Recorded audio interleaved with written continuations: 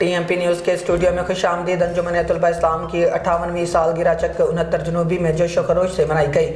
سرگودھا سے ہمارے خصوصی نمائندہ شاہد اقبال کھوکھر کی رپورٹ کے مطابق انجمن طلباء اسلام کی 58ویں سالگرہ چک نمبر 69 جنوبی بھاگٹانوالہ سرگودھا میں نہایت جوش و خروش اور محبت بھرے ماحول میں منائی گئی۔ تقریب میں بچوں، نوجوانوں اور بزرگوں نے شرکت کی، جس سے ماحول مزید خوشگوار ہو گیا۔ تقریب میں سابق ناظم انجمن طلباء اسلام اور صدر قومی امن کمیٹی ضلع سرگودھا چودھری ناصر محمود گجر، ملک شاہد اقبال کھوکھر، سابق کونسلر ڈاکٹر قمر نوید مستری، منصور احمد سیالوی، محمد علی مہر، محمد زرخ ارائیں اور شہزیب گجر مہر، اصغر مارت اور عمیر بھٹی شامل تھے۔ شرکا نے انجمن طلباء اسلام کی خدمات کو سراہا اور نوجوان نسل کی تربیت میں تنظیم کے کردار کو قابل تحسین قرار دیا۔